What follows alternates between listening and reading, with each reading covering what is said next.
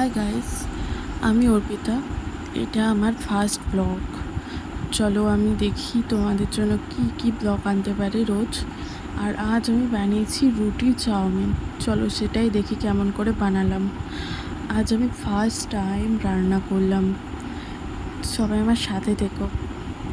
চলো, এই রুটিটা আমি প্রথমে বানিয়ে রেখেছিলাম, তারপরে আস্তে আস্তে ভাঁজ করে ছোট ছোট করে কাটতে রাখলাম যাতে লেগে না যায়। তো তারপর আস্তে আস্তে ভাঁজ করা পার্টটাকে খুলে নিয়েছিলাম। আর আমার মোট 4টে রুটি ছিল। তো নর্মালভাবেই রুটিটা আমার মাখা ছিল, নর্মাল রুটি জল যেরমভাবে মাখে তেমনই, লাইক সাধারণ টাইপের। চলো পরের স্টেপ দেখে নিই আমরা কি করতে হবে। প্রথমেই আমি গ্যাসটা অন করে এখানে একটা বাটি বসিয়ে দিলাম, তার মধ্যে জল দিয়ে দিচ্ছি আর দেবো ওই কেটে রাখা মানে কুচোনোই বলতে পারো, লাইক সেগুলো দিয়ে দেবো এর মধ্যে। দিয়ে এটা খানিকক্ষণ মানে 1 থেকে 2 মিনিট ফুটিয়ে নেওয়ার পরেই দিয়ে দেবো নুন আর দিয়ে দেবো একটুখানি তেল।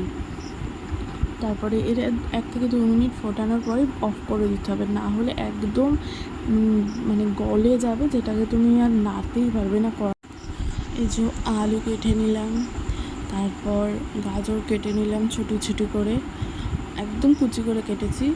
আর এই যে পেঁয়াজ কেটে নিলাম।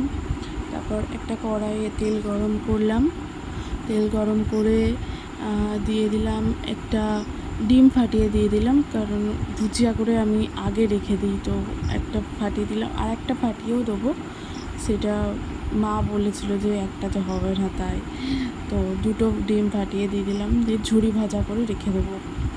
আর এটা হচ্ছে আমি একদমই সিম্পলভাবে ঘরোয়া পদ্ধতিতে আমি রান্নাটা দেখিয়েছি, সবাই খেতে পারে তার জন্য। চলো তাহলে দেখি কি হচ্ছে। এই যে ভেজে রেখে দিলাম।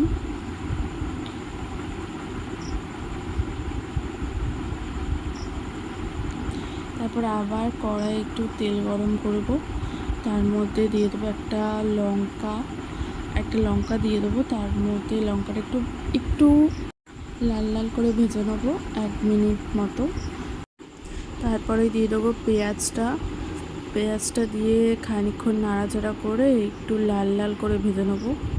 যতক্ষণ না পেঁয়াজটা একটু লাল লাল হচ্ছে ততক্ষণ একটু ভেজে নেবো হাফ স্টিমে দিয়ে গ্যাসটা। তারপরে দিয়ে দেবো হচ্ছে গাজর আলু, আর একটু এটাকেও ভাজবো লাল লাল করে যতক্ষণ না সেদ্ধ হচ্ছে। তো একটুখানি ভাজবো, দেন এটাকেও একটুখানি ঢাকা দিয়ে দেবো। ঢাকা দিয়ে ভাজলে এটা তাড়াতাড়ি হবে। এই যে ঢাকা দিয়ে দেবো, আর গ্যাসটাকে দিয়ে দেবো একদম স্লো। দেন ঢাকা খুলে দেখবো কেমন হয়েছে, আর তারপরে দিয়ে দেবো ওই রুটির চাউমিনটা। দেওয়া হলো পুরোটা। তারপরে এটাকে ভালোভাবে নাড়াচাড়া করে একদম ভাজা করে নিতে হবে।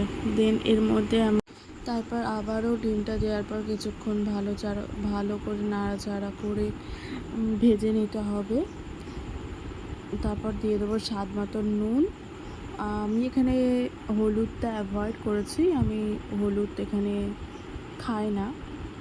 দেন ভেজে নেওয়ার পরে এবার একটা মশলা দেবো, ম্যাগি মশলা দিয়ে আরও কিছুক্ষণ নাড়বো, যাতে স্বাদ চলে আসে। একটা ঘরোয়া পদ্ধতিতে করছি তো কিছু তো একটা দিতেই হবে না। দিয়ে দেবো একটা ম্যাগি মশলার প্যাকেটে ফুল যতটা ছিল দিয়ে দেবো।